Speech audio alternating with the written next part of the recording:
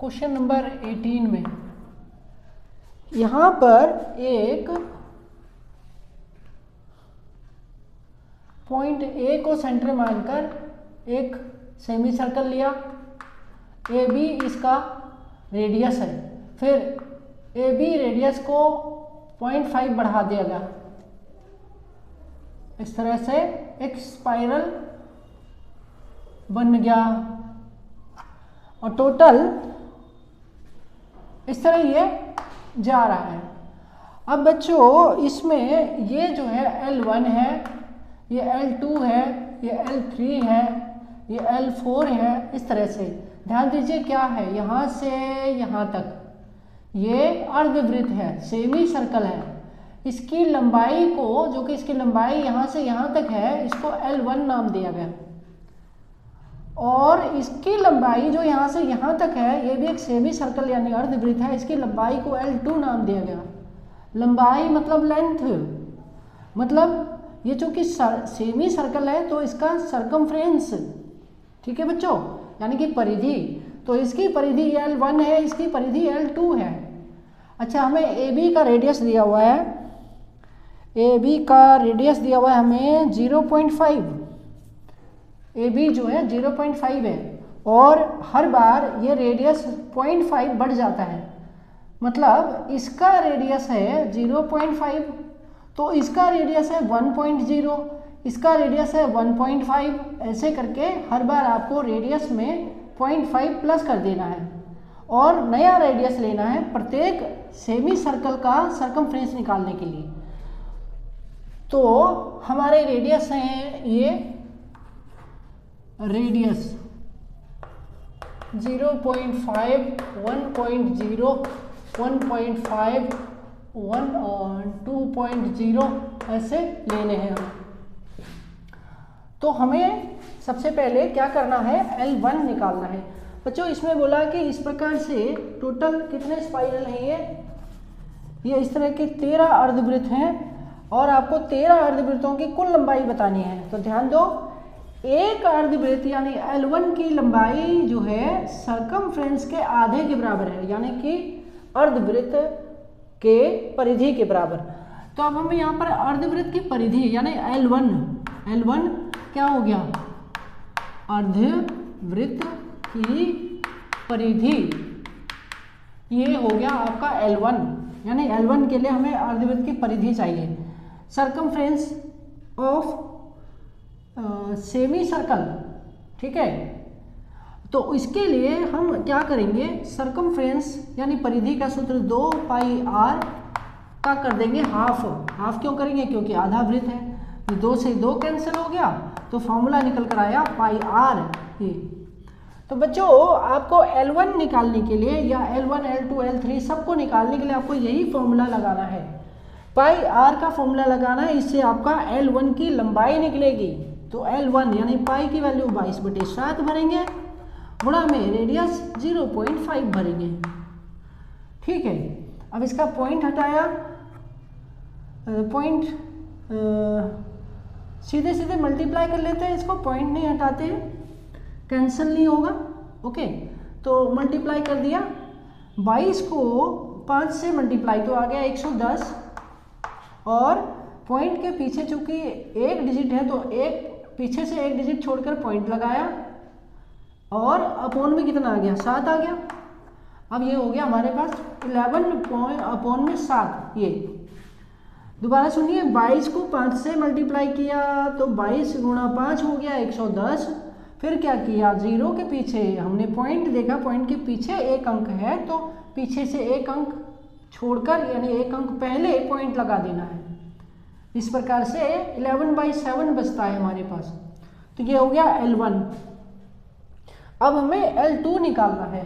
L2 हमने L1 निकाला, अब L2 निकालते हैं। L2 के लिए यहाँ पे L2 लिखते हैं और L2 के लिए हमें रेडियस लेना है 1.0। L1 के लिए हमने लिया वो 0.5, तो ये हो गया, वैल्यू भर देते हैं 22/7 मल्टीप्लाई रेडियस कितना हो गया 1.0। अब मल्टीप्लाई कर देंगे तो कितना आ जाएगा, यही आएगा भाई, 22/7 ही आएगा। 22 से कम 22 हो गया, पॉइंट के पीछे 0 है, अगर हम इसको मल्टीप्लाई करते हैं 22 गुणा 10 220 आता है, लेकिन पॉइंट से पहले अगर एक डिजिट पहले पॉइंट लगाएंगे तो फिर हमारे पास 22 ही बचेगा। तो कुल मिला के हमने 1 से 22/7 को मल्टीप्लाई कर लिया तो ये आ गया हमारे पास। तो अब हम ले लेते हैं L2 ले लिया, अब हम L3 लेते हैं।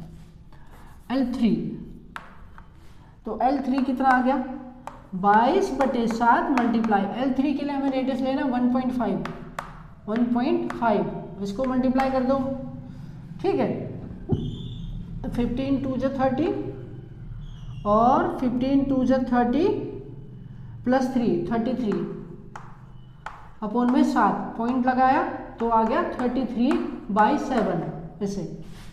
ओके बच्चों, तो इस प्रकार से हमें केवल 3 पदों की आवश्यकता है। तो हमारे एपी के 3 पद ये बनकर तैयार हुए हैं जो हमको मिले। पहला मिला हमें 11/7, फिर मिला 22/7, फिर मिला 33/7। ये हमारे एपी के 3 टर्म्स हो गए, यानी L1 L2 L3। अब हमें इनका सम निकालना है। इस तरह के टोटल 13 स्पाइरल हैं, यानी 13 अर्धवृत्त हैं, उनकी हमें लंबाई निकालनी है। ओके, तो हम इसको हटा देते हैं, केवल एपी ले लेते हैं। तो पहला पद है एपी का 11/7। अब डी निकालते हैं 22/7 में से 11/7 माइनस करके 11 में से 22 में से 11 माइनस किया तो 11/7 बचा, ठीक है। और अब चूंकि ये टोटल 13 है तो n बराबर 13 ले लिया। अब हमको इनका सम निकालना है, इनका सम का सूत्र लगाते हैं। तो Sn = n/2 2a + n-1 × d, ये फॉर्मूला लगाना होगा।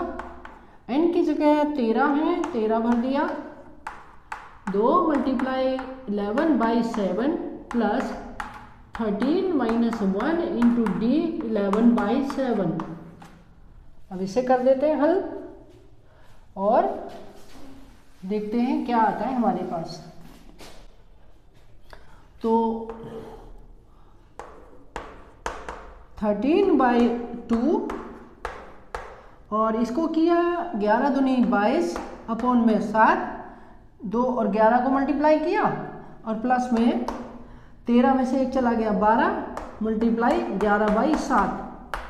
इसको हल किया तो आया 13/2 और 22/7 प्लस 12 × 11 132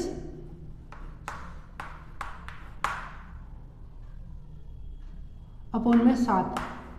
अब इनको ऐड कर दिया 13/2 मल्टीप्लाई, ये हो गया 7 कॉमन और 22 और 132 को जोड़ दिया तो हो गया तुम्हारा 154। 2 + 2 4, 3 + 2 5 और 1 का 1। अब इसको कर ले हल, इसको हल करेंगे तो फाइनली हमको इसका आंसर मिल जाएगा।